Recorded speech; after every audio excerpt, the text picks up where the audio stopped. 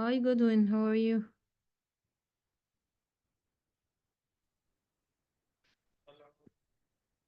Mm, I'm very well. How are you too? Thank you. And thank you for accepting my invitation via LinkedIn. Thanks. Where? LinkedIn. Oh, okay. You did already. You did accepted mine. So thank you. Okay. I guess I'm gonna connect with you after that now.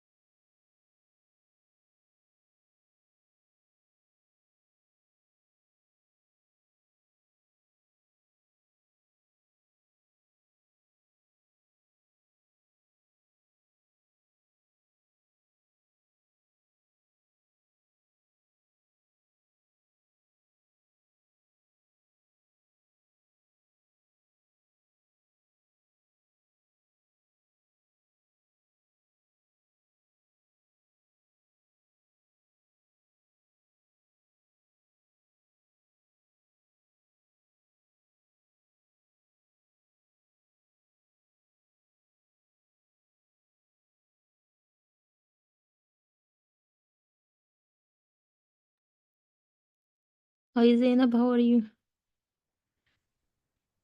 Hi, man. How are you? I'm fine. Very nice to meet you today. Thank you. It's my pleasure. Thank Hi, you. everyone in the room. Hope you're all doing good and enjoying your Saturday.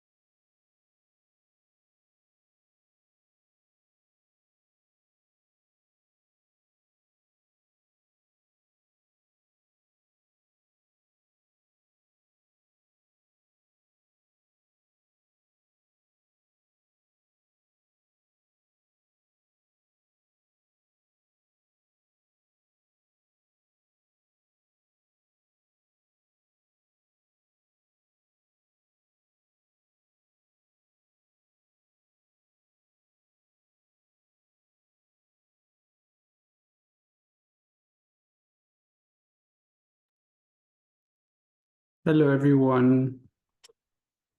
I hope you can hear me. Thank you for joining this call. Thank you for being here on time. I see that it's 3 p.m. Nigerian time already, and I'm super excited that we are here finally. Thank you so much. I see a couple of people are on the call already, just going through to see if our facilitators are here.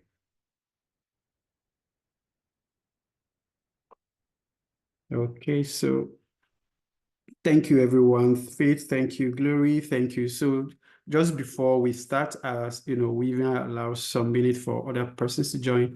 Kindly let us know how you're doing today and where you're joining this call from.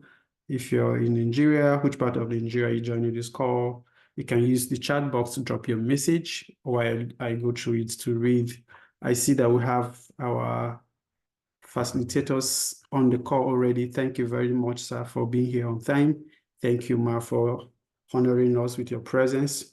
We are super excited. Thank you so much for joining the call. So I'll just go through the chat box to see if you have any message. How are you doing? That is the question. And then let us know where you're joining the call from. While we wait for more persons to join this session. Herman is joining from Egypt. Thank you very much. Glory is joining us from Lagos, Nigeria. Thank you very much, Glory. Hi, Michael. Michael is joining. But yeah, Michael, thank you. We are glad you found this useful. He's joining us all the way from Georgia. Wow. Thank you, Michael. And then we have Nwiko. Nwiko is joining us from Lusaka, Zambia. And we have Rachel in Abuja, Nigeria. And our facilitator, Mr. Tanko, is joining us all the way from Ghana. Thank you, sir, for joining us.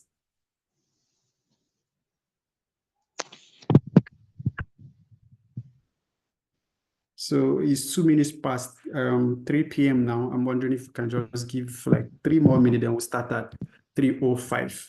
So meanwhile, if you're just coming on the session, let us know where you're joining us from. We have, okay, Rosie joining us from Maiduguri, Nigeria. Thank you very much, Rosie, for letting us know which part of the world you're connecting from. Let me go through the chat again. Okay, we have Faith joining us from Bauchi, Nigeria.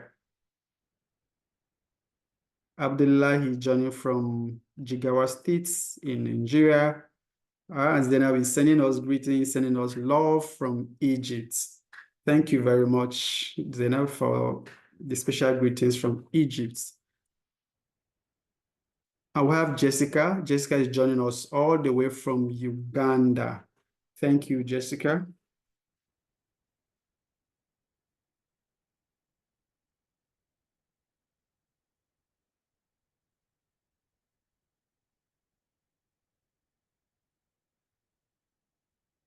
Okay, more messages trooping in. We have Nirat joining us from Nigeria. Thank you, Nirat, for making our time to be on this call. We hope that together we are going to learn and then make the most of our time here.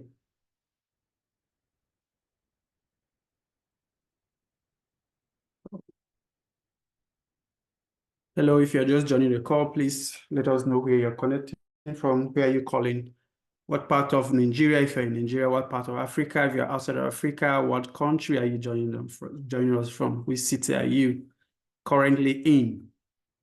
I'm going through the messages now to see who we have on the call. We will start officially in 1 minute. Hello, Sarah. Where are you joining the call from? Let us know in the chat box where you're connecting from so that we can all welcome you.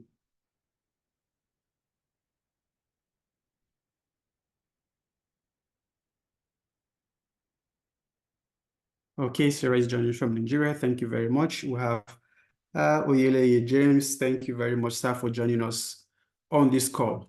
Okay, so about my time, I think is 5 minutes past 3 p.m. Nigerian time now, so we'll just proceed. Any other person that comes, we join us. Okay, we have more messages. We have Rachel joining us from Uganda, and then Precious from Lusaka, Zambia. Thank you so much, everyone. Again, I welcome you to today's session. My name is Godwin. On behalf of everyone that's put this together, we are grateful that you honored our invitation to be on this call. Thank you again. If you're just joining the call, please drop your message. Let us know where you're joining the call from, and I'll be glad to read it. So a bit of housekeeping rules. This is so that we can have order in what we're doing today. Please, if you're not speaking, we like that you stay mute. And then if you have anything you want to say, you can make use of the chat box. And then we like that you stay on the topic. Emma is very broad, but for the purpose of this conversation, we like to have a direction. So we employ everyone to, stay on the topic. And then if you have anything, you may use the raise hand feature so that we can take note of that and then give you opportunity to talk. But why maybe the guests are discussing, if anything, comes to mind, you can just note that down. We have, a dedicated Q&A segment that will allow you to ask your questions in detail, right? So let's move on now. So just to open the floor, I have an icebreaker here to lighten the room. I think everybody's all quiet. So maybe we can just start with this to spice things up a little bit. So these words, and I'd like you to unscramble them, to scramble the word. These names here have been scrambled. So I'd like you to do the magic and tell us the names that you think are here. Number 1, number 2, number 3, and then on the up to number 5. If you can answer all of them, that would be very beautiful. If you can attempt anyone, just give a shot at anyone that you feel the answer. And then the clue to this is these words represent names of African countries, names of countries in Africa. So I'll be looking through the chat box to see the answers, the response that we have. Okay, Rachel is saying Kenya. Kenya is number what now, Rachel? Okay, Michael says number 1 is Kenya. Okay. I like that you give it the, mention the number so that I can relate with what you're responding to. Okay, Jessica says number 3. Jessica says number 1 is Uganda. Why Rachel is saying number 3 is Uganda. Emmanuel, okay, Iman is saying 2 is Tanzania. Michael is saying 2 is Tanzania. Okay, everybody's agreeing that number 3 is Uganda. Oh, interesting. I'm waiting to see who will give me all the answers to this question. Abdullah is saying number 1 is Uganda. Rachel is saying number 5 is Rwanda. Okay. Keep the messages coming.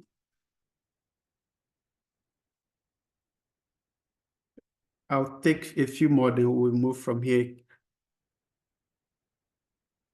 Say Malkura is saying number 5 is Rwanda. Why Nuren Ahmed, oh, my very good friend on LinkedIn, is saying number 3 is Ethiopia. Thank you very much for joining us.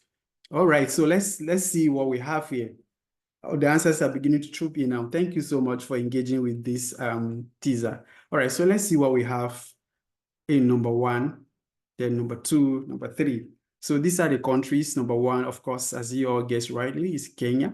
And the number 2 is Tanzania. Interestingly, some of you are joining us from Tanzania.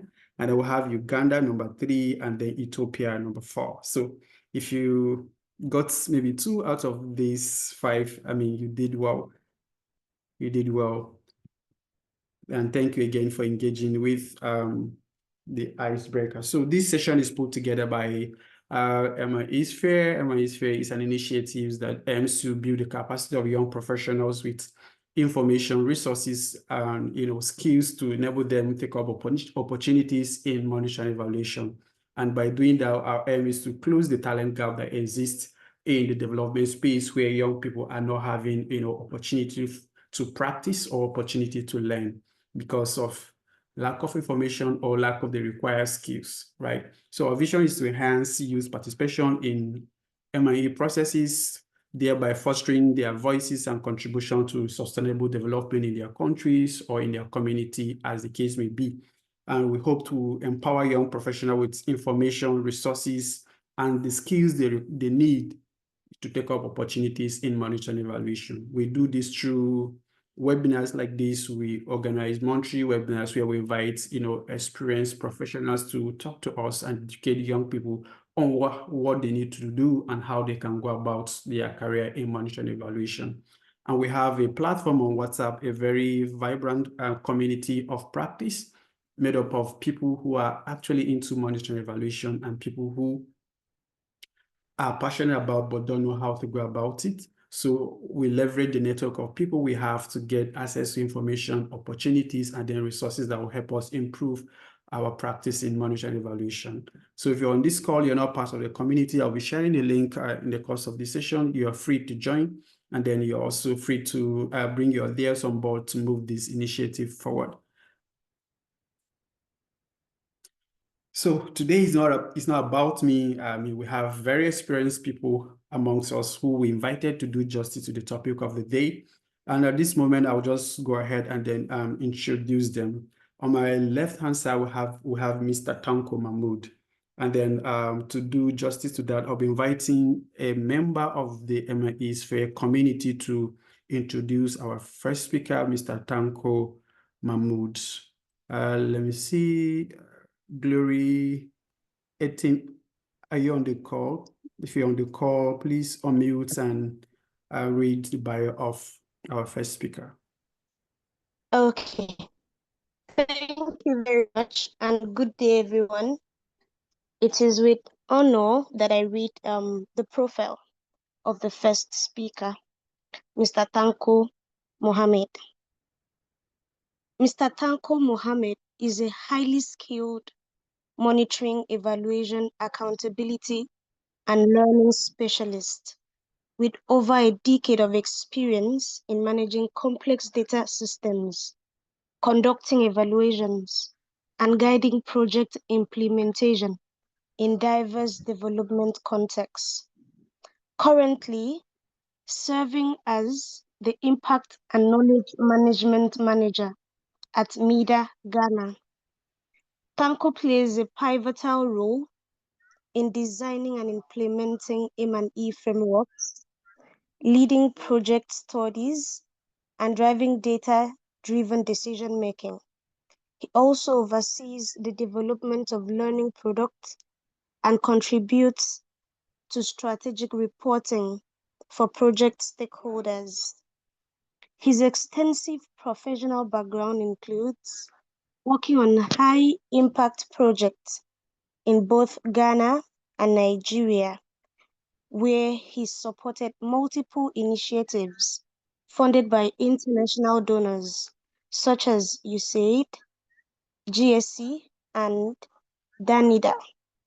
In his role as the male specialist for MIDA Nigeria, Tanko successfully developed M&E systems for market systems and women economic empowerment projects, providing key training for staff, ensuring data quality, and delivering actionable insights for project improvement.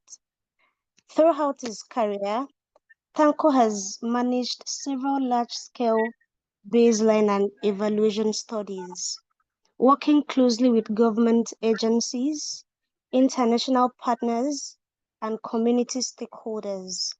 His experience spans across various sectors, including health, agriculture, and education, where he has monitored and evaluated projects such as the Ghana Access and Affordability Program, GAP, the GROW Project, the CAMFD Ghana Initiative, and Power Innovation in Commercial Agriculture Project. Tanko's proficiency in a wide range of digital and data management tools such as SPSS, Starter, Salesforce, R-Console, Kobo Collect, Power BI, and Survey CTO has enabled him to modernize data collection processes and streamline project evaluations. He has also authored and contributed to several learning papers and research publications, on topics ranging from health outcomes to women empowerment.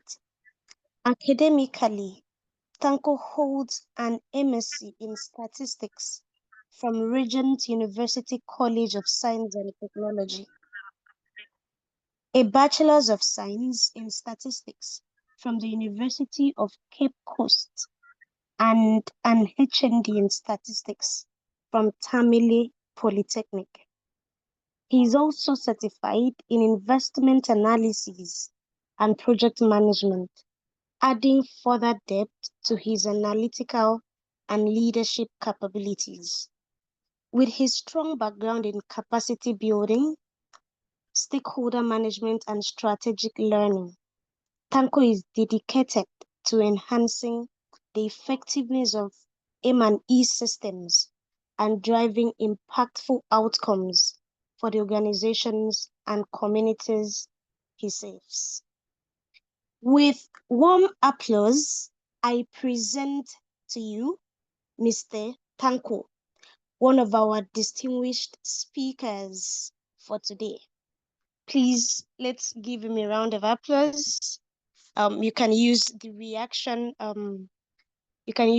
reaction tool on your Zoom to do that. Thank you very much and welcome, Mr. Tanko.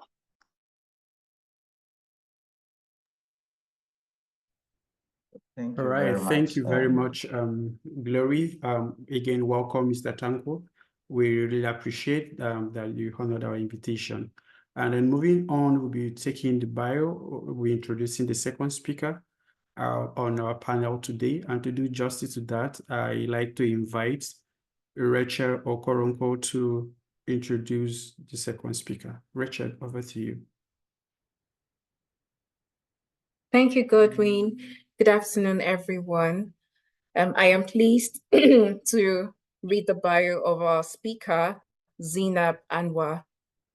Zainab has over a decade of experience designing and implementing monitoring and evaluation strategies on national and regional level for reputable international organizations and United Nations agencies.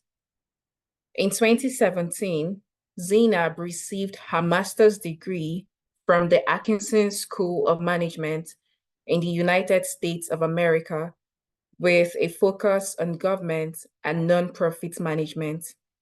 Zainab worked with different international organizations, such as Save the Children and Plan International, within the functions of research, monitoring, and evaluation. Throughout her career with different international organizations and think tanks in Europe, Zainab has designed and implemented more than 30 evaluation and research studies with a focus on migration, peace building, and economic empowerment. Zainab's research interest is focused on social protection and economic empowerment for vulnerable groups, especially refugees and asylum seekers, while promoting social cohesion and peace building among different communities. Ladies and gentlemen, I present to you Zainab, one of our distinguished speakers for today. Please a warm round of applause for her. Thank you. Over to you, Godwin. Thank you very much, Rachel, for that beautiful introduction. Ladies and gentlemen, please let's welcome our speakers in the chat box. Let's show them love and appreciate them for their time today. Please let's use the chat box to welcome them with virtual ovation. I see that already. Let's keep it coming. Thank you again, our speakers. Thank you, Mr. Tanko. Thank you, Zainab, for agreeing to be on our panel today. So right in the middle, we have an amazing person, Dr. Rosie. Dr. Rosie is our moderator for today. And I'm super excited because for me, I'm joining the session to learn. So I'm handing over the mic to Dr. Rosie at this point to continue. Dr. Rosie, are you on the call? If you can hear me, please unmute and then take it over from here. All right, greetings from Nigeria. A very good afternoon, good evening, and good morning to everyone connecting from all over the globe. It's an honor to be your moderator on this exciting session. Welcome everyone. Thank you, Godwin, for the opportunity. I hope everyone can hear me.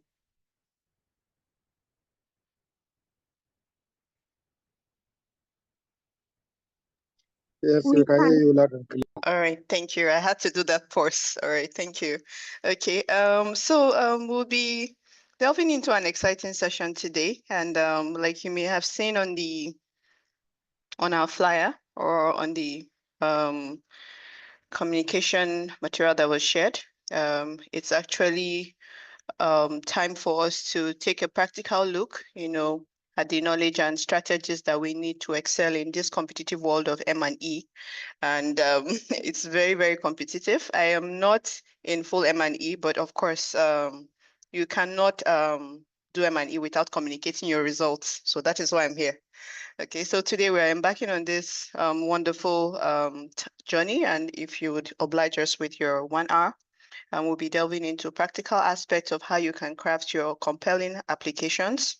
And we'll be looking at how you can highlight your unique skill sets and how you can navigate through the job market.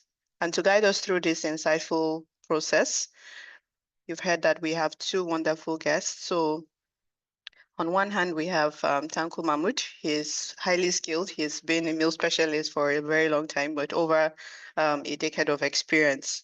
And he's been able to manage complex data systems. He's been able to conduct evaluations and even guide project implementation, as we've heard. And also we have Ms. Zainab Anwar.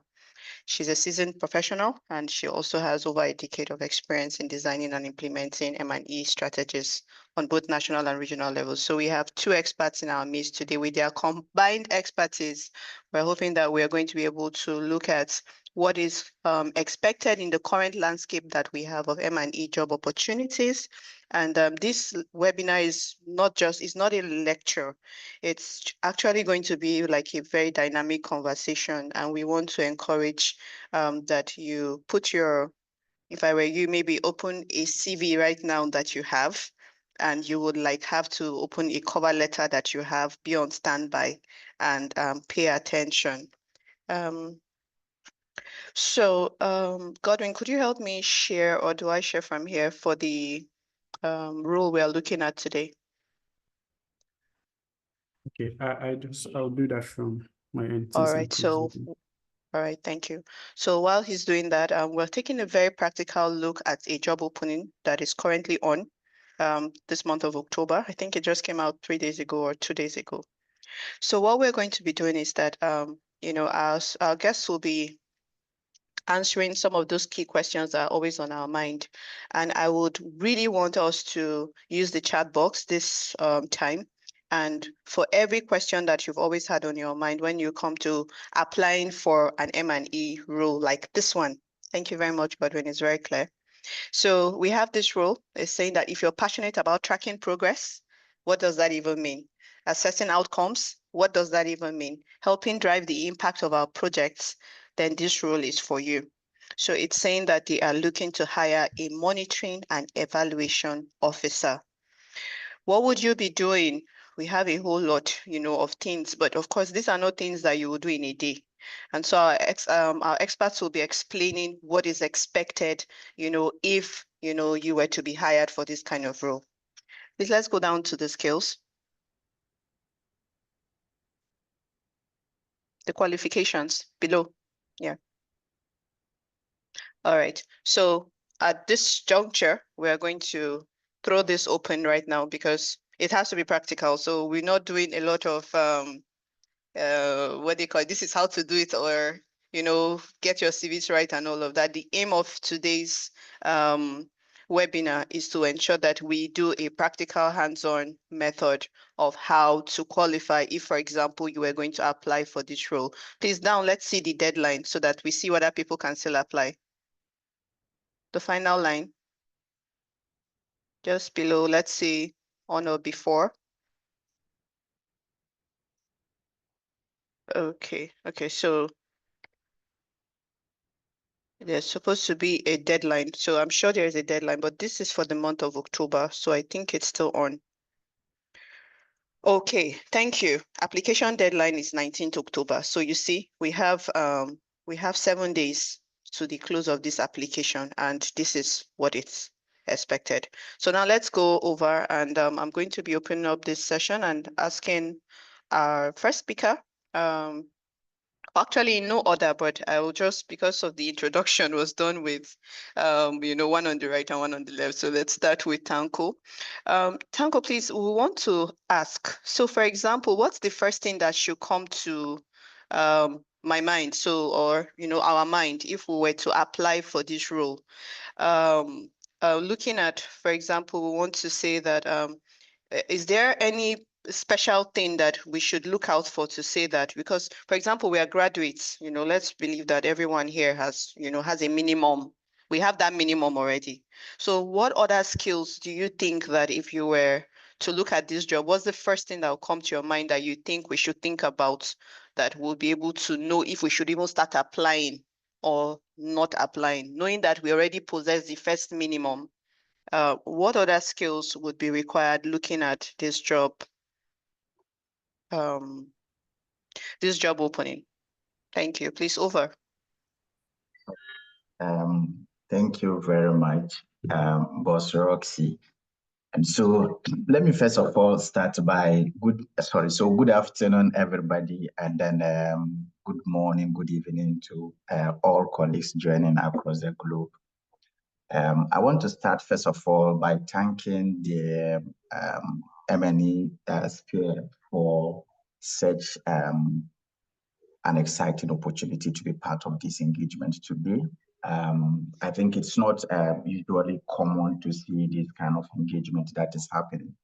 And so also I know that many of us have just started or looking for some opportunity in the space that we operate over the period. I'm super excited to share some of the lessons I have learned along the way. MNE is such a powerful tool for creating change because it allows us to turn data into action. And so for that reason, I would want to say that I'm excited to be part of this opportunity. But specifically to the question, Roxy, you asked, what skill set should we be looking at when applying for this job? I would say that, first of all, in the responses or the answers I'll be giving, feel free to ask follow-up questions if there is any, because there is no one cap or fit situation in this conversation that we're going to have. And I will say that I'm going to be as practical as possible based on the interviews and also sitting on the interview panel and interviewing people, some of the lessons I've learned on them. Now, specifically to this job opening that we are seeing on our screen, and the fact that, yes, we are a graduate, we have a minimum of 3 years experience. Now, if you take a close look at the job description, or what we usually call the JD, there are some key essential elements that you can find in that advert or that JD. Now, if you even take the bullet 1, you would see that there are some 3 elements that I will focus my attention on. There is the MNE design, if you look at the construction of that sentence. There is also issue around data analysis and evaluation. And then there is also familiarity with impact evaluation technique. And so for me, this is how I want to look at it. And this is what I looked for, and then many other professionals and organizations looked for. Now, the idea is that we have this challenge, and then we are looking for an officer or MNE practitioner to support us in achieving our goal. First of all, you must have skills that around development of MNE framework. Now, this design, sometimes we put it in a way that scares people to run away from it. What is really even MNE framework in terms of the design? You just have to be able to unpack that and then demonstrate in your explanation the experiences that you had, whether, for instance, you've ever been part or contributing to MNE system or MNE framework that you've ever come across. It is just that people would always want to see that what is your track record in the area that we are talking about. So you need to have that experience around the design of M&E framework. The additional thing that you also would want to also focus your attention is that you should have some bits of data analytical skills or evaluation, if you like. Now, that you can only demonstrate that by saying, for instance, if you have some skill set in SPSS or Stata or Excel. In fact, most organizations will rely on Excel to do the daily routine activities when it comes to data analysis. But of course, if you do demonstrate experience in using SPSS and Stata, you might not just be an advanced user, but even a beginner. Just demonstrate how you use that to kind of analyze data in your previous experience. In addition, so you would also see the third element that I spoke about around impact evaluation technique. In most cases, for us as M&E practitioners who are doing the implementation, you don't get the opportunity to do evaluation by yourself, but mostly you manage evaluation. So what experience do you have in managing it? That's how you should look at it. Not necessarily that Tanko have conducted hundreds of evaluations, so I have to put that in my experiences. That of course, if you do have that, that's super for you. But it's not everybody who has evaluation experiences. So you have to be able to demonstrate in your career that you've ever come across or managed consultant who is running evaluation. You give a direction around this is the technique or methodology that you use or you recommended for the consultant to use in his own evaluation. And I believe that when you provide this, that is the technical bit of the competencies or skill set that you should be looking at, some basic skills around those specific areas. Now, you don't just leave it there, because the additional thing is that once you have analysis, data analysis skill, you have experience in also designing M&E framework. You also need to be able to demonstrate that you are able to develop data collection tools. Now, sometimes people look at data collection tool as a very huge word, but for me, if you have a pager that you use questions or variables to address the needs of your indicators, that's just qualify as data collection tool. So it must not be that 100-page or 50-page. Just demonstrate that you've ever used data collection tool to address or collect data to respond to the indicators, the project you work on, that you were able to use it for reporting purposes. So demonstrate that. Also demonstrate the ability to do some kind of data quality assessment, if you like it. I don't know, Roxy, if I've just started delving detail. But the point I wanted to make is that it should be a combination of skill sets, not necessarily just saying that you would want to, you have A, B, C, D, but demonstrating in terms of your experience, what you did around those spaces. I would give a classical example if we come second round, or if I don't know how you would want us to go about this, given that my full panel is also available. So Roxy, kindly guide, otherwise I will keep going on and on and on. It might not be useful. All right, thank you. That's why it's good to have the experts in our midst. So thank you very much for providing that background. And it's actually has moved us into the next set of questions, saying how do you demonstrate? Please, so let me pass this over to Ms. Zainab. If you would unmute your mic, please. How would you demonstrate, for example, the required skills for this role if you were putting a cover letter? Because, you know, we don't know what elements in this role, for example, should be important, because there are so many. You know, they're saying a lot of things here. So at what point do you stop? Because it's just one page. You know, a cover letter is just one page. So, or mostly, you know, they would say one page. So, and to demonstrate that you are the best candidate, how would you say that, you know, what aspects of this job JD should be put in the cover letter, since that's the first thing that the recruiter would see? Thank you, and over. Thank you. Thank you so much. It's a real pleasure to be here today with you all. Speaking about M&E is like maybe the second thing that I love the most in my life. So it's a real pleasure. Um, Mr. Tankong, thank you so much for the insights that you provided. I totally agree with you. And as someone who have hired many M&E assistants or officers, the first thing I really look for when I'm doing the shortlist or the filtration, that I'm trying to understand to what level the candidates were able to customize their CV and cover letter according to the job description. So if I have really one practical advice that I have learned throughout my whole career is customize, customize, customize. You need to understand the organization thematic and the organization. You need to understand the background about the organization when you're applying. As an M&E, you will get the chance to work with different thematics across your life. Your CV cannot be the same when you are applying for this organization as that organization.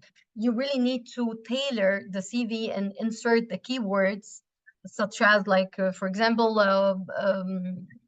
like from reading from this GD is developing M&E tools, like developing surveys. And I know this is very basic, but sometimes people disregard even the little experiences that they had across even internships or maybe during their graduate studies or their undergraduate studies. They have worked on that. So what I really want to see on the CV or the cover letter is that people are putting the effort to tell me that they have read the GD that we have published, and they are inserting the keywords, because this what really attract my eyes, right?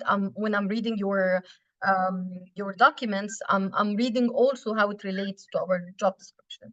What we do always, that we always ask for examples. In the United Nations, there's something called the core competencies, right? So each function, we have core competencies. We don't have the core competencies here on this job description, but as an M&E, I really urge you that you understand the whole idea. And there's a handbook from the United Nations on the core competencies and what kind of examples that we always look for. For example, data analysis, like analyzing quantitative and qualitative data. You could on your cover letter, you could mention one example when you had a complicated and a complex data set from a survey or from a study or from regular monitoring processes, and you were able to transform this data into valuable insights. And you always need to speak from a PAR approach, the problem, the action that you take, and what kind of results. So, for example, on my cover letter, I always speak that I've managed national and international studies. And I always speak that how I transform the findings from these studies to contribute to my organization, giving examples and giving insight about your achievement on your cover letter. So, for example, if a candidate is telling me on their cover letter that they are aware of this software or they have worked with that software without giving me an example of a real project, a real product that they worked with, I'm really attracted to this kind of cover letters.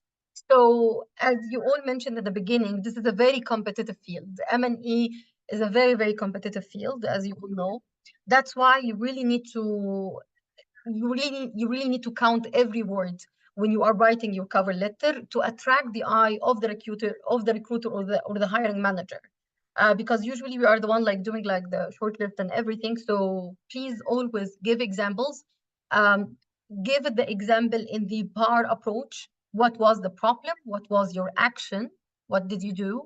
And what was the result for your organization? Okay, sorry to cut you, Ms. Zainab. Can we go straight and just do one example with, so that we use this, what is in front of us? Let's use one of the examples here to just do that crafting so that we speak to this and not, if not, it will not be able to practicalize what you're saying. Thank you. Of course. Of All course. right, So, please. Maybe the first or second, anyone you choose amongst them, you can use that as the example here. Thank you. of course. So if we take one of the key tasks that will be implemented here is ensure that projects comply with donor and organizational M&E standards and guidelines. As an M&E professional, if I'm hiring for this position, I really need you to say that, for example, you manage 2 projects and you mentioned which organization, and you tell me the process. How did you support your projects comply with donors? For example, so the issue or the problem that you really need to ensure compliance of your projects in this organization with the donor requirements and the M&E standards at this organization. The action could be that you have crafted like SOPs or you delivered trainings in order for the project team in order to comply with the M&E standards at your organization. Later, you will follow it up and you had like monthly meetings with your project team. So this is your action.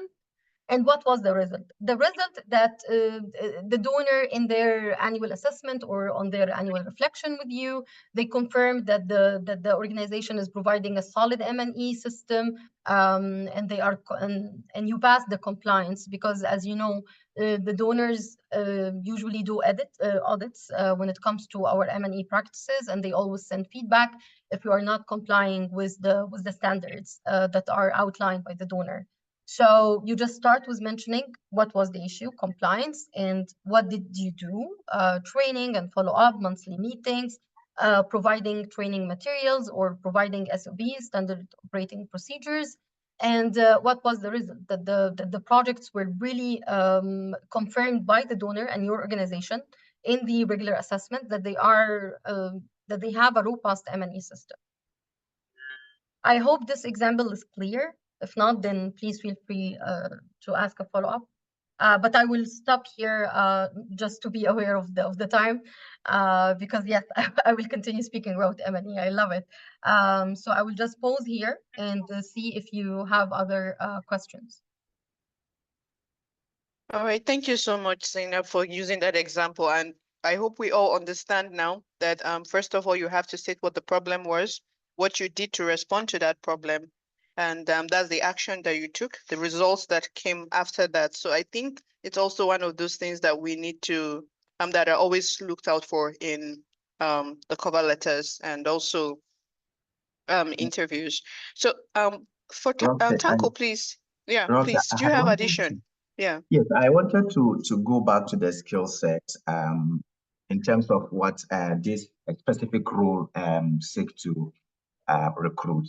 Now, if you look at some of the specifics in the JD, now they look at I think that is point 3. It said develop M&E tools such as surveys and then all those things. So in terms, if you narrow down in terms of the M&E tools, in terms of your demonstration of skills, and then why you should be what you call it, be given the opportunity or the offer. You know, right now in the current space that we practice, everybody is moving to the digital platform. And so nobody would want to go back to the paper version or the tools that you would develop. Yes, you would have ideas in terms of how to distill questions using the indicator, but then you may not have skills in terms of using some of the digital platform. What are the digital platform I'm talking about? So it's the Kobo Collect, which is popularly known, and you can explore and then develop it. It's free, and then do some practices on that platform. There's also Survey CTO, which is partially, they have trial versions, but you can also, that one is mostly subscriber based. So the point I'm trying to make is that you at least will need to have one of the skill set around the data collection platform, and don't really dwell on the paper. As for paper, everybody can distill and get questions on the paper and then go and do the interview. But what differentiates you from the others is you have additional skills in the digital platform that you use. Now, most of the times, what I also notice is that in terms of the data quality assessment, some people are asked questions like, what do you understand by data quality assessment? Then you see the person will start talking a lot. But what I usually will start talking in terms of explanation, explaining what data quality assessment is to see, for instance, data quality is not an event, it is a process. And so that you kind of outline it from the word go from your questionnaire development up to where you deploy and do the analysis. So those are specific things that you would also want to demonstrate skills by using, let's say, branching logics and then all those things in the development of the tool that you have to do. It's just to control submission that are not needed or they are in error. Now, the third layer, if you ask me, in terms of the specifics, what you need to have by, say, when the GD required that you have some familiarity with the impact evaluation, is to first of all know the methodology. What are some of the common methodologies that we use in impact evaluation?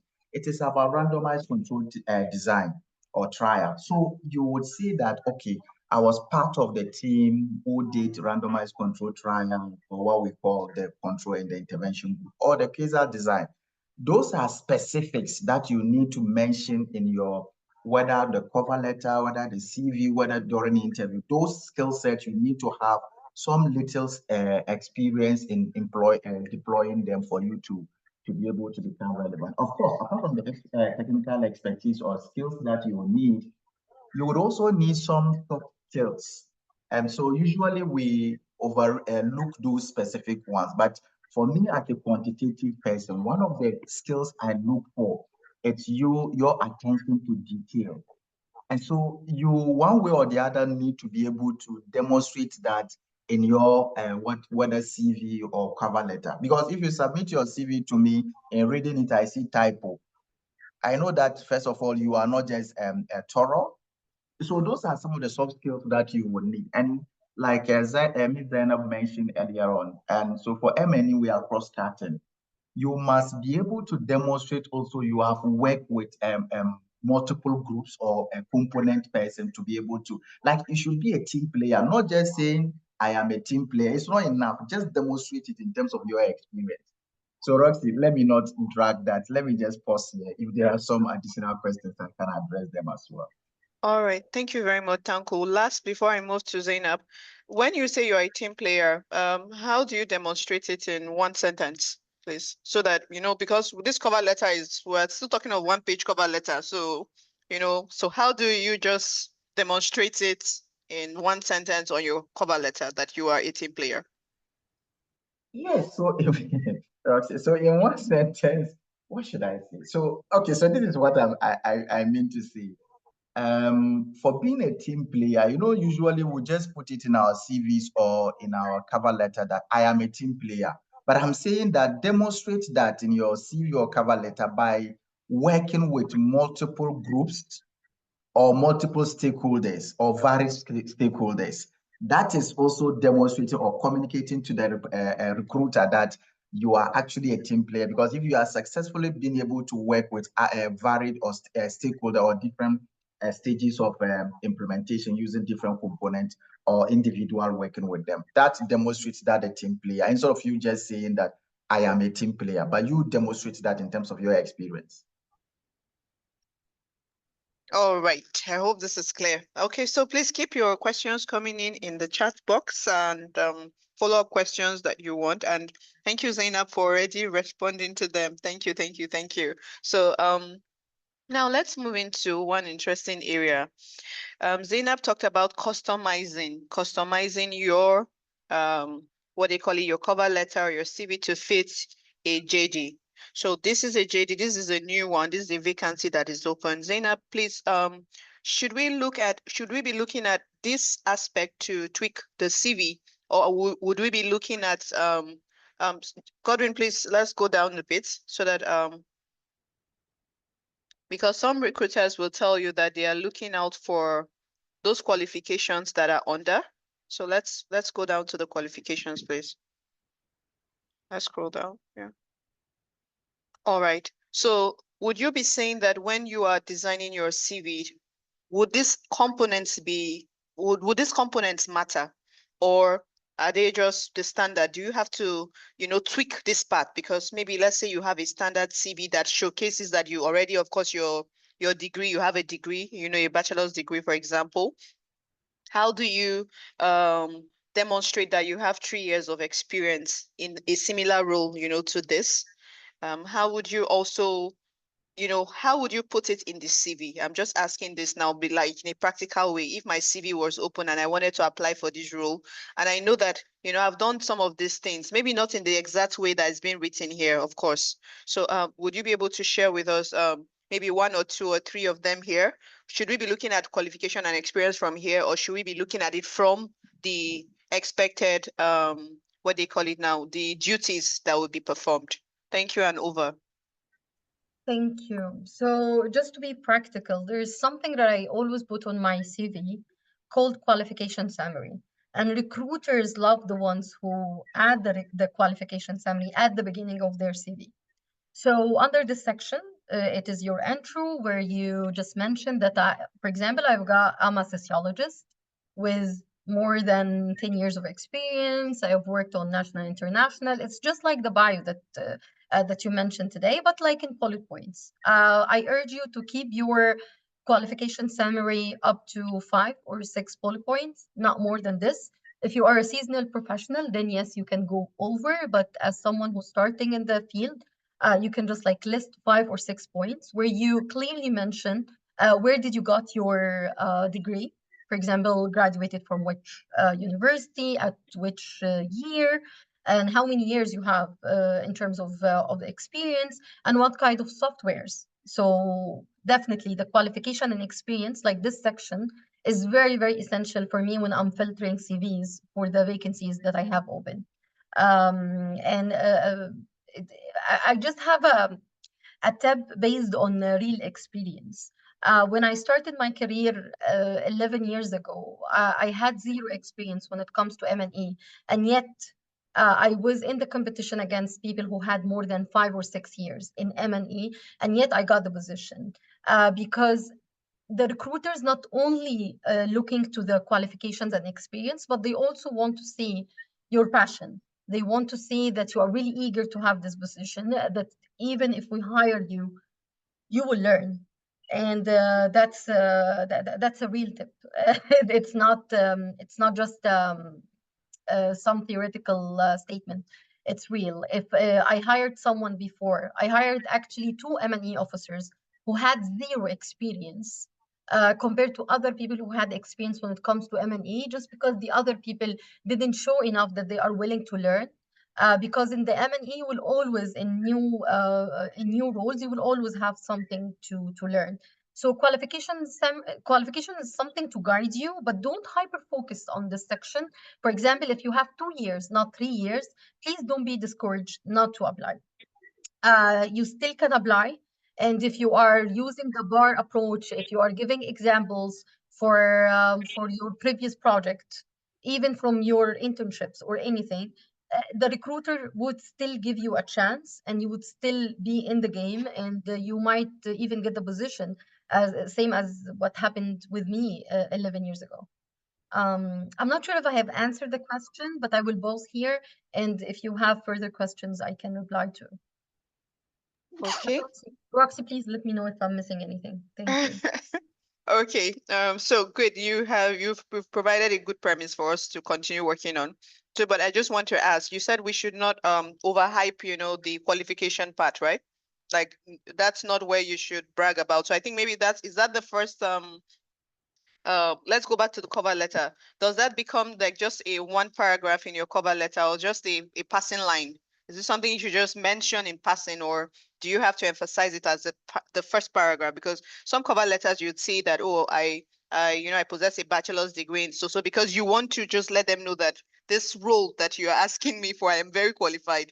So how would you suggest, or in your experience, how would you say that you have found it better to put it? Like, in what way would you put this and it would show up that, oh, it's even it's even a CV to start to look at, you know, or it's even a cover letter to begin to look at? Because, you know, the first 1 minute or the first 30 seconds could make someone drop that cover letter if it's not carrying what it should carry. So please, once again, can you just give an example, for example, with, let's say, ability to think analytically and strategically to assess project performance and recommend improvements? Is it something I should throw somewhere? Is it something, how do I throw that somewhere for someone to know that I can do this? That's my question. Definitely. I hope Thank it's you. clear. Yeah, Okay. definitely. Okay. When I said don't hyper focus on the qualifications, what I really meant that if you have 2 years of experience and they are asking for 3 years, you can still apply. So this is what I meant with that. But related to your question, the cover letter division is literally as this. So the first paragraph in the cover letter needs to encompass the qualification and required experience. You need to mention what kind of experience that you have briefly. Okay, so this is the first paragraph of your cover letter. Once I see in the first paragraph that you have this number of years of experience, you are not like have 0 or something, and you have worked with, so for example, for the ability to think analytically and strategically, I would love to see that you have contributed to the development of M&A framework for the country strategy of your current organization or of your previous organization. That you have worked on, or as Mr. Muhammad mentioned, that you have worked on managing baseline evaluation or end line evaluation, even for once. So this is the first paragraph. On the second paragraph, you start giving examples. So remember again, on the cover letter, you really need to integrate the bar and speak about examples from your career where you managed a project and you were able to assess their performance and recommended improvements. For example, based on the regular M&E visits that I carry out, I have like the theory of change. I mean, the M&E colleagues in this call would understand what I mean. But like, I have edited the theory of change of a project based on recommendations in light of the field visit that I've conducted.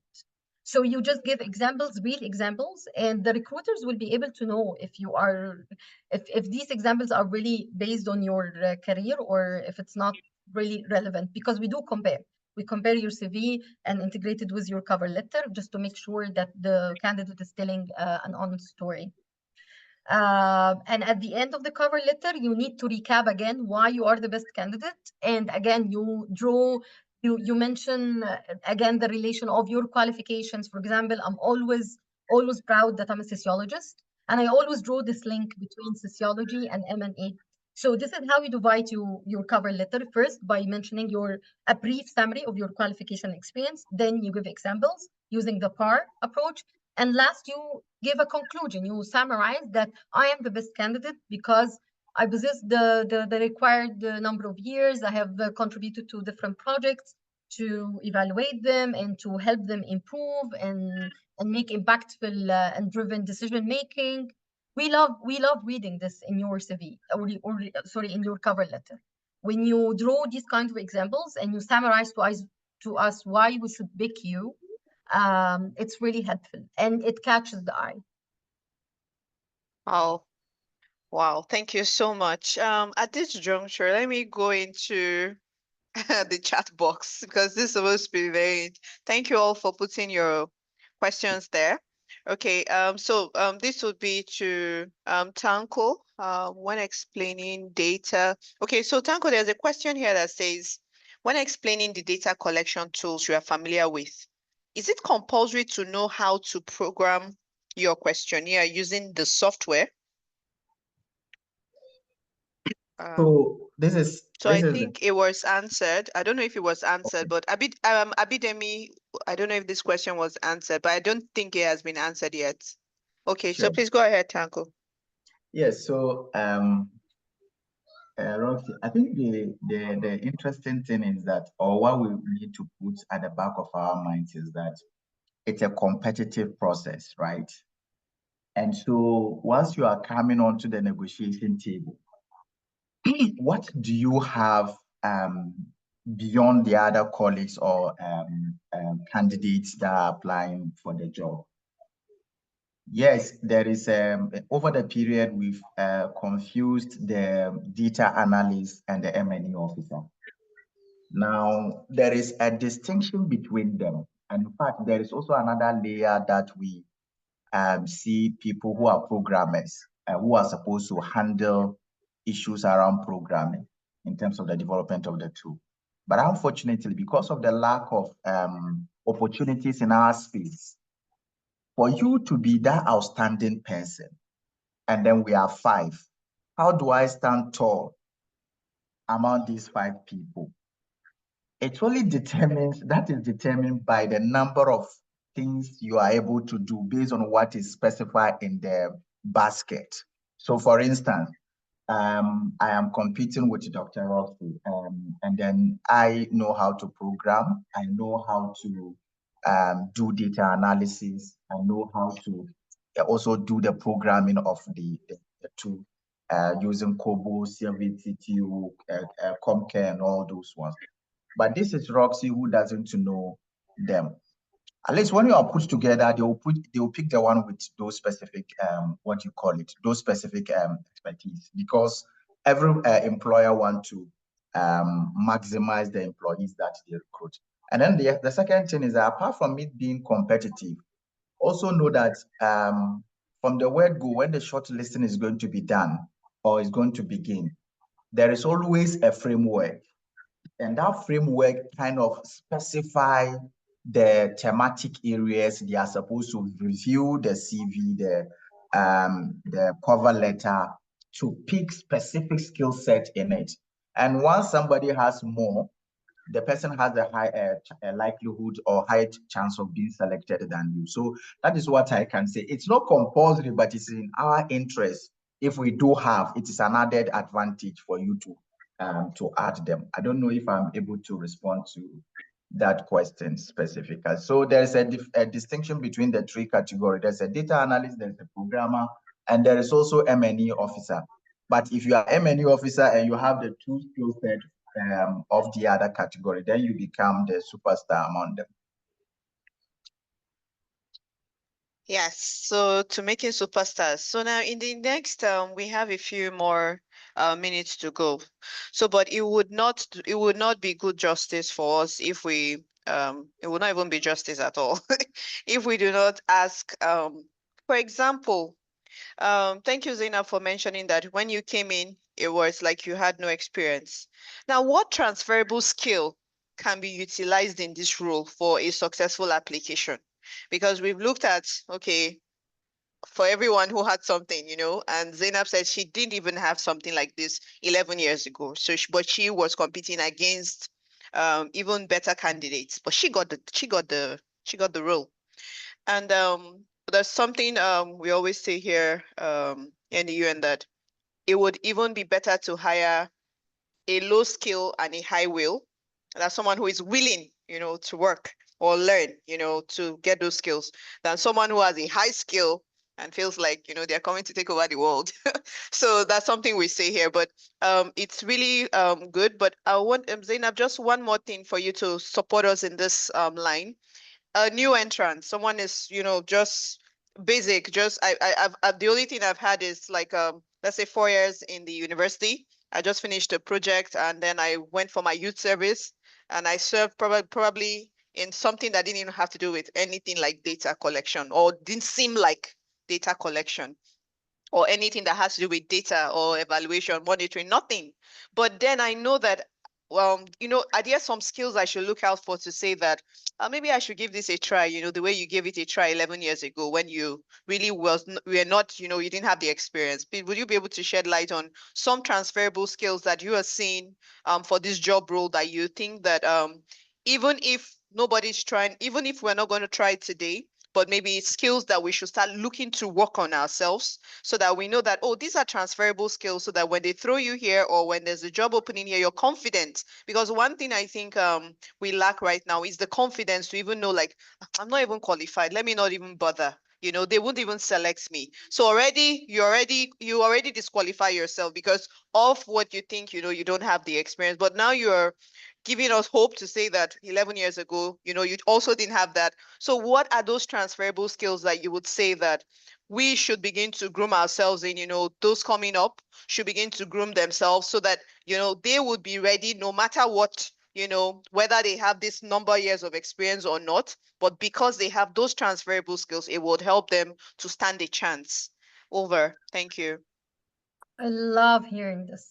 I love it because that's really, I think, the beauty of the monitoring and evaluation field. I have seen people who are doctors. They came from a medical background and they are working as monitoring and evaluation. You still need to have this angle of statistical and social science understanding. For example, when I was moving, like when I was running for the position 11 years ago, I was capitalizing on the fact that I'm a sociologist. I studied sociology, and in hard, I know statistics. So I had things to build on.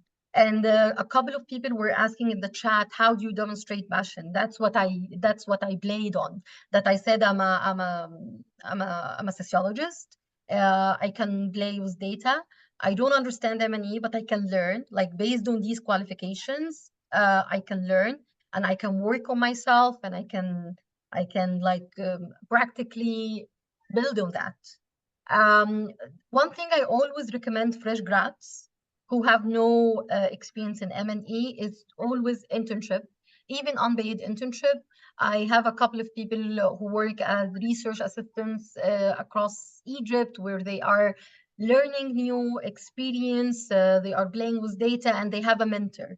So first of all, please apply for internships. They really require any kind of experience. The UN have like internships in M&E. For example, the WHO right now, I think they are opening a fellowship with focus on M&E, and they are not requiring experience. So yes, please apply for internships, apply for unpaid opportunities just to work on M&E, where you are gonna gain some experience.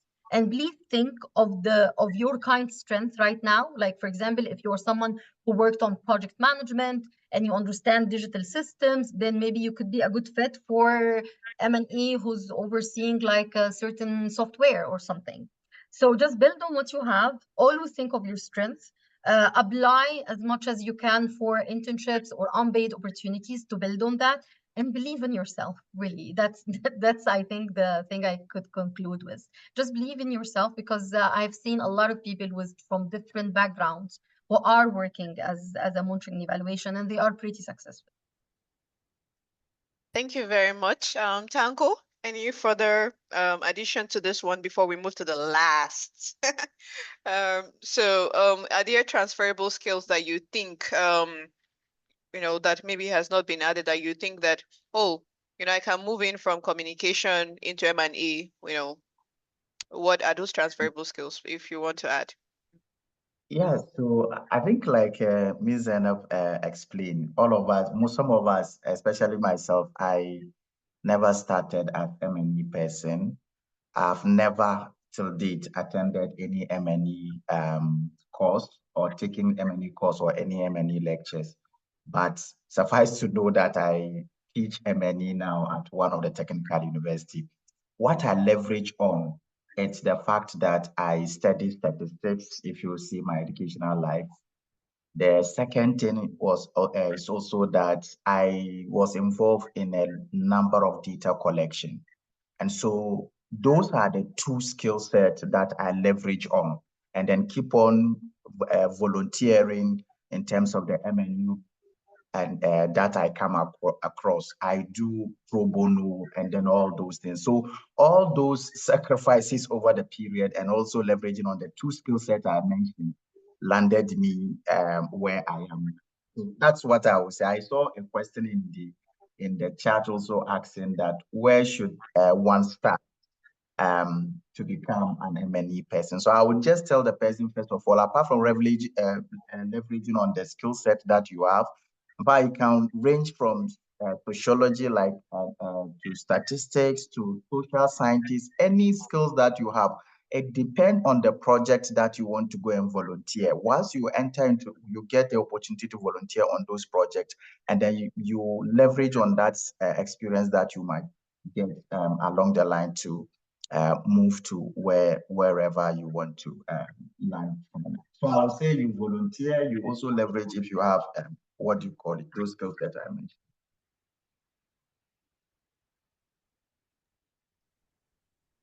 Okay. Yeah, so I don't know, Roxy, I think there is another question also in the chat box that seeks to find out M&E framework. And so Okay, yeah.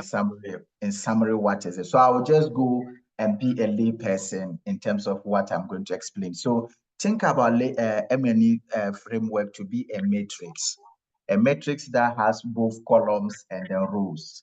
I'm just saying that maybe as in a simple term, a table that you have. In that table, you have or a document. In that document, you have your goals and objectives. In that table or document, you have your indicator or definition of those specific indicators. You have what you would call, whether it is the outcome or output indicators. You have the data collection methodology that you want to use to collect data to respond to those indicators. You have your data analysis plan, also in that document, how you are going to do the dissemination, when you want to collect the data, who is supposed to collect the data. In some cases, you go ahead to even talk about your budget and all those things. So that is a collection of activities that you do as M&E person. So from the word framework, just putting all of them in a frame. That is what the framework, M&E framework is. So think about it, the activities that you'll be doing, and then also the areas that your focus of the organization is. If you want, I can give you a typical example where you would have specific. So you have a table, for instance, you have a first column that has your objectives, your goals, and all those things. Then you go the next column where you have the indicators the project is going to focus on. You go forward to have your indicator, the target, the baseline, the sources of data. When are you going to do the data collection? Is it yearly? Is it quarterly? Is it weekly? Is it daily? Who is going to do the data collection? Is it myself? Is it Roxy? Is it you? That kind of thing. And so where is the data going to be stored? Where are you going to do the dissemination? Who are the audience? So those are the things that you put together. In a certain language, they call it. So that's what I can say about that in a very brief. Thank you so much, Tanko. Thank you so much, boss. So at this, okay, this final question is very important because now we have all applied and we've been shortlisted and we are now in front of two, we're in front of our CVs in front of two recruiters, or would I say members of the recruiting team, Tanko and Zainab. And we've applied. Now we've been shortlisted. Zainab, if you were going to, if the first question you posed, which is always posed, tell us about yourself. And someone here who has been shortlisted is at that interview panel, and they ask that question, tell me about yourself, or tell us about, let's get to know you. Is there anything amongst all of this qualification and experience, in front of us right now that should be part of what, for example, if you asked me, tell me about yourself, and I was vying for this position, is there something here that I should mention when I'm telling you about myself? Or what is that? Well, how do I answer that question? Tell me about yourself. And over, Zainab. Thank you. So first, let's speak about what is not being said. You need to exhibit confidence. You need to smile. You need to make eye contact. I don't think I've ever hired an M&E who's not able to do eye contact and speaking to the panel, who was very nervous. For example, if the candidate's very nervous, I would pause the interview and I would ask them to calm down. We are just here for a chat. And then I would ask them, like, please tell me more about yourself. You always need to start with, again, recapping your qualification and experience. This is all, and you please don't mumble a lot. Don't go over 2 or 3 minutes. So this question should always be answered in 3 minutes, not more. You just recap how many years of experience you have. And again, you focus on the qualification and experience on the GD, because this is what the HR and the hiring manager really needs to know first about you. Please smile. Please exhibit confidence. Please try to make eye contact as much as you can. So we would know, because this M&E officer is going to go to the field and collect data and deal with beneficiaries. So we really need to know that this person has the social skill, because M&E is not only about technical understanding of frameworks, theory of change, indicators, and data analysis. It also has a very social component, right? Because you could be collecting data, you could be doing like interviews with our beneficiaries, especially children. So please try to focus also on what is not being said, your facial expressions and your confidence. Answering this question, please don't go beyond 3 minutes. And again, just recapping, what we are really searching for is a brief summary about you, just like your bio on Facebook or something. All right. Tanko, is there anything you want to add when you ask me that question? What are you expecting for this particular job role?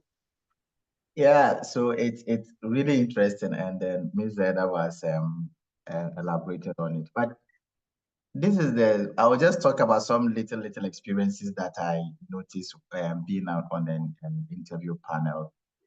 And so I think first of all, what I will say is that we need to be prepared. We need to go through the JD very well and understand the needs or what is required, and then we'll prepare before the GD. So, like I mentioned, there is both the soft skills and then the core competence that you would require. For me, I would like you to, I will be expecting that you kind of demonstrate in terms of any skill set that you are going to mention, that you have done it or you have contributed. Now, sometimes people come before panel and they keep on saying that we do this, we do that, we do this, but they don't mention what they have done. You see what I mean? So that to show, because in some cases you are going to lead the component. So I would say that whatever you are going to mention in that conversation as the skill set you have, do not mention it as skills you have, but mention it based on the experiences that you have by giving examples of what you use those skill sets to achieve in the previous project that you've worked on. So you will see some people in their CV very good, but when they come, when you ask them any question, they dwell on data collection. But in terms of the high level thinking, how they are going to manage the whole M&E system, that is usually missing. So that's why I like the question one of the participants asked, what is M&E system? So you just have to unpack it and then talk about it, how you develop it, how you kind of address individual item in that framework in your previous job or in the more recent job opportunity that you serve on. So that's one thing I can ask. Of course, I cannot underestimate what confidence can do. If you are very confident, it's also keep the interviewers thinking. Sometimes when you are even telling lies, because of the confidence you have, they don't even really notice what you are saying. But of course, it's a risky thing to do. You just have to prepare and know what you are going to say. Certain times we also talk so much and then kind of put ourselves in a fix where, for instance, you talk more than what you can do, and then you see that it attracts several follow-up questions from the interview panel. So let's be straightforward and then clear, also ensure some clarity in terms of what we want to do during those such conversations. Dr. Roxy, back to you. Thank you so much. This has really been an interactive and interesting session. And really thank you to everyone who has put their, you made it very easy for us. Like we don't have to unmute, can you hear me? I'm in a place that is not noisy, so thank you all for, being a wonderful audience. And it's actually good for us to just reiterate some things that we've learned today. And social skills are like, are very important when it comes to a job like this.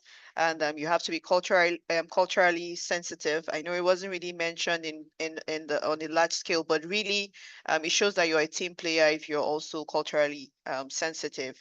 And what Tanko also said about being prepared, check the JD. And everything that you're doing, you have to demonstrate skills.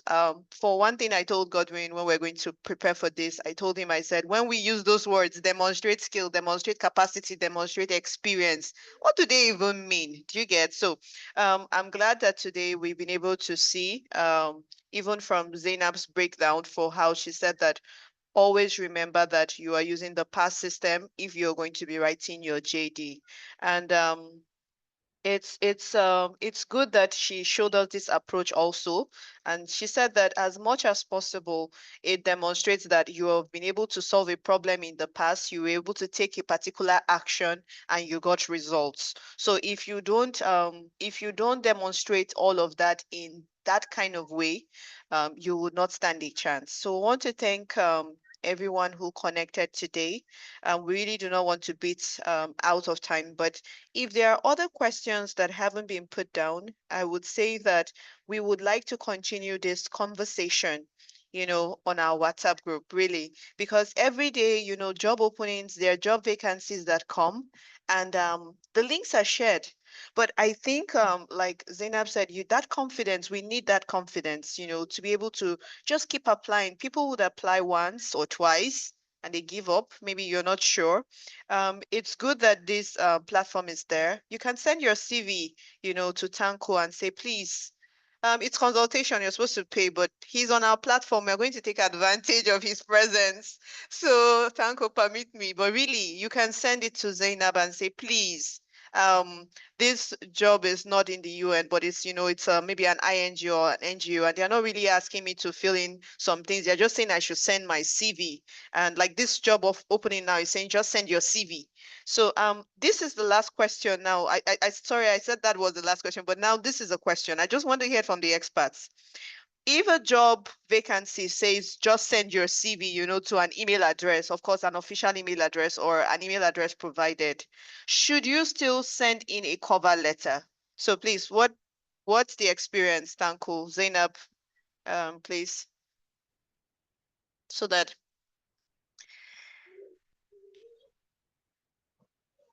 Zainab or Tanko, anyone can raise. I, Yeah, okay. I will just reply very briefly. I always send a cover letter, always. Even if it's not required, but it's always good to send a brief bio, like in one page about yourself. And again, it's showing me that you are going to the extra mile, and you are really care, because we didn't speak about when you are writing your email to apply, actually.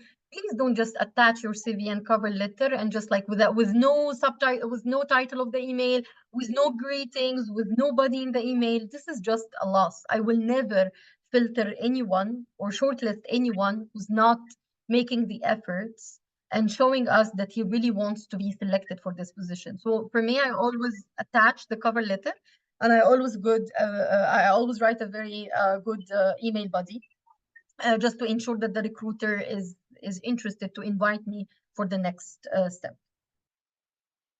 Thank you very much. Tanko, any addition, or is it the Yeah, same? no. So I should just entirely agree with Miss Zainab, because the truth is, if it's not needed, it will just be discarded. That's as simple as that. And then so if it's also provides some additional information about you, that's kind of a plus for you.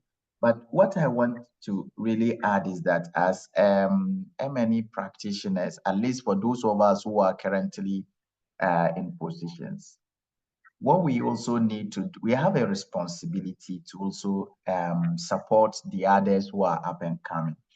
What I notice is that if you want to go strictly speaking and say you are applying the JD to it, you may not be able to help those upcoming ones. So you would see that usually we'll keep recycling people within the system to keep working. But that if we also are also committed, once we lead, we have that leverage to be able to say that we give opportunities to up and coming ones for them to also get those experience. So this is, for instance, what I do in my place. I provide opportunities for internship, for instance, and then also engage people who are in school and give them some kind of assignments, link them to evaluations and all when they are available. I'm not exposing myself out, for instance. So those are some of the things for people to get that startup opportunity for them to start applying. Otherwise, it's really and truly not easy to land the first job. It's really a crazy thing, Dr. Roxy. So that's what I wanted to add. We have the responsibility also to provide some form of opportunities to the upcoming ones to be able to get some things to put on their CV to be able to, because technically when you don't have, and then the selection criteria is going to be applied, you are just left out. That's the honest truth. All right, thank you very much. Thank you. And can we applaud and give any love emoticon from me, and just put it there in the chat box, and let's just send them those reactions to say thank you, thank you, thank you. Thank you, Tanko Mahmoud from Ghana. Thank you, Zainab. Really, we do not take your presence for granted, and we really appreciate that you took your time out of your busy schedules. You should have been doing other things on a weekend, but you chose to be with us. We are sincerely grateful. And someone is asking, can we do this much often or more often? Okay, yes, we will try. It's not exhaustive. We're just hoping that at the end of the day, you'll be able to take one JD that you see or a vacancy and then give it your best shot. Thank you, thank you, thank you. As we move forward, I want to encourage everyone to please stay informed. Godwin, they're asking for the link to the WhatsApp group. So please, we want you to continually stay informed. On the WhatsApp platform, we continually update you with knowledge of the M&E field and the latest trends that are in the job market, sharing you links, and so that you can network actively and you never stop learning. So I am confident that if we continue with this level of dedication, perseverance, and the knowledge that we've gained today, I know that we are going to achieve our M&E career aspiration. As a communications person, I'm also into research, development, media, and communication. So that is why my passion for M&E and research is, it kind of like grows every day. It's just something I love to do. So when you find yourself doing what you love to do, it just makes it easy, for you to just be out there and everyone can see the passion even through you.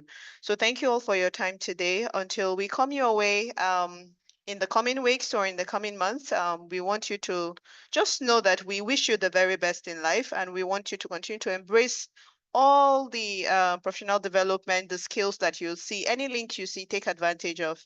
And remember that the journey is just only beginning. The sky is more than, the sky is not just your limit, it's your starting point. And we really wish you the best. From here, we want to say thank you.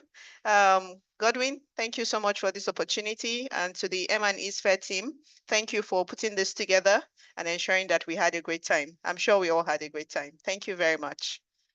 So we can say our goodbyes and unmute and just say your goodbyes. It will be very good. Thank you very much. Bye.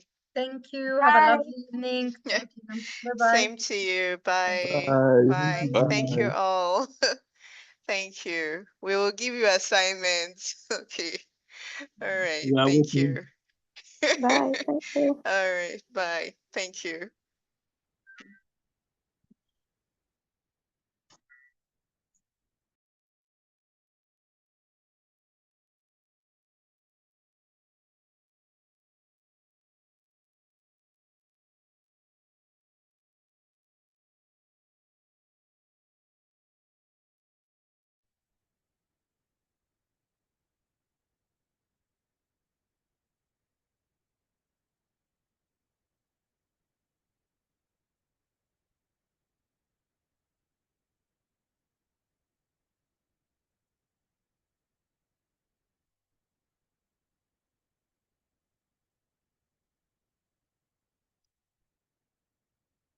But I think you can still place the link.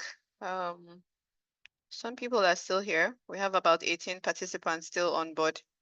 So if you can place the WhatsApp link, I think some people are still waiting for it. So you can take advantage of the few minutes left to click on it. Thank you. Thank you so much.